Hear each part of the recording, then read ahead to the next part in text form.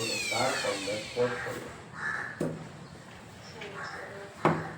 உங்கள் மாமா அப்படி என்னோட கேட்டார், மீன் எதுவும் வாங்கலையா?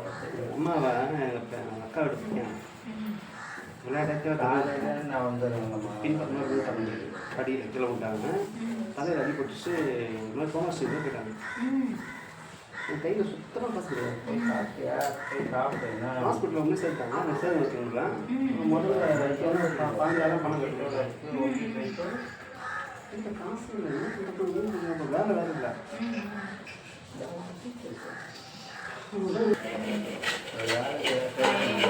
எனக்கு இதெல்லாம் பார்க்கும்போது செம்ம சின்ன விஷயம்தான். அதை போல சின்ன விஷயம்தான். ஆனால் நம்ம எவ்வளோ செஞ்சோம் கொஞ்சம் கொஞ்சம் இந்த கரெக்டெல்லாம் அரைச்சி வந்து யூஸ் பண்ணாங்க.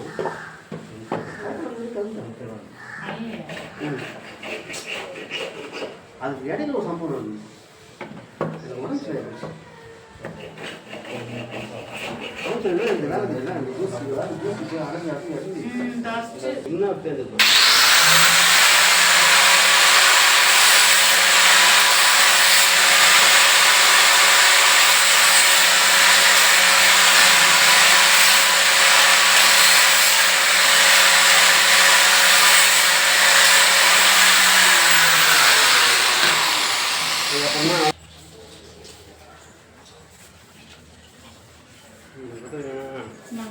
சம்பாதிக்கணும்.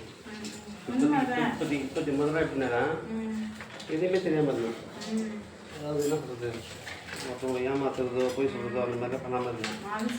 அதுக்கப்புறம் இப்போ எப்படின்னாக்கா என்னையெல்லாம் ஏமாத்தினாங்களா நான் அவளை ஏமாத்தேன்.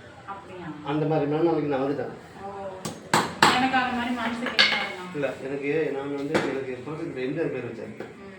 அதனால் அவர் படங்களை நிறைய பார்க்குறது, அவர் சொல்கிறத செய்கிறது, அந்த மாதிரிலாம் இருந்தேன்.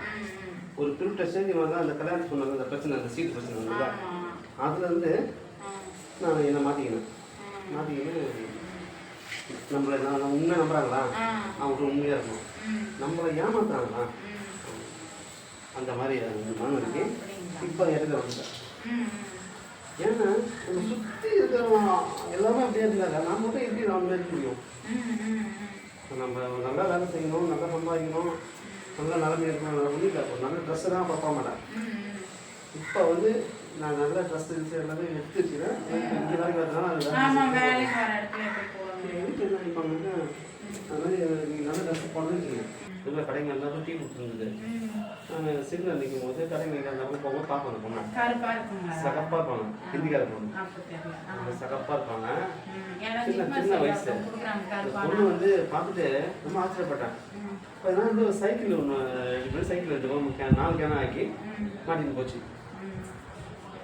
அப்புறம் கொஞ்ச நாள் அதை பார்க்கல. அதெல்லாம் பார்க்குறேன், ஒரு டிவிஎஸ் வண்டி வாங்கி அந்த வண்டியில் எடுத்து ரொம்ப இன்னொரு ஆளை கொஞ்சம் கூட ஒன்று வச்சுன்னு அந்த மாதிரி செஞ்சது.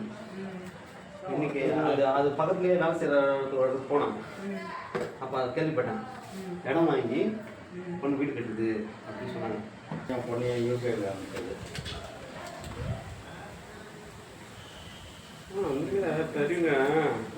தெரியுங்க சொல்லிடுறாங்க. யாருக்கு? ஓ உங்களுக்கு அவ்வளோ எனர்ஜி. நம்மளாம் பேசினா கூட ஒரு நேரம் சவுண்டா பேசுறோம், ஒரு நேரம் ஸ்லோவா பேசுறோம்ல.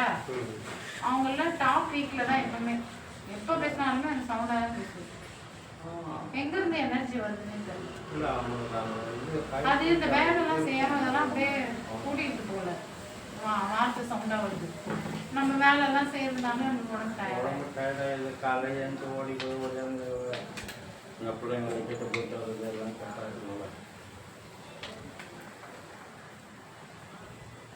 தொட்டா தச்சுன்னு நோண்டிட்டு வந்தாங்க.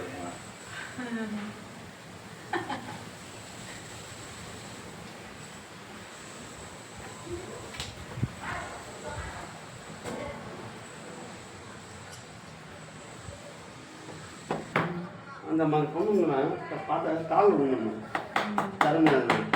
எவ்வளோ எங்கேயோ ஊர்லேருந்து வந்து இங்கே வந்து அவங்க திறமை வளர்த்துக்குங்க, அவங்க வாழ்வாதாரத்தை வளர்த்துறாங்க பாருங்க.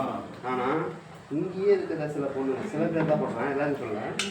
சில பேர் நம்ம கொடுக்குற காசை அதை வேறு விதமாக செலவு பண்ணி ஆடம்பரம் இருக்கிறவங்க அவங்களும் கஷ்டப்பட்டு இருக்கிறவங்க கஷ்டப்பட்டு இப்போ இதில் என்ன நம்ம தெரிஞ்ச ஒருத்தர் காசு காசுன்னு ஓடினாரு. இன்னைக்கு கை காலில் வராமல்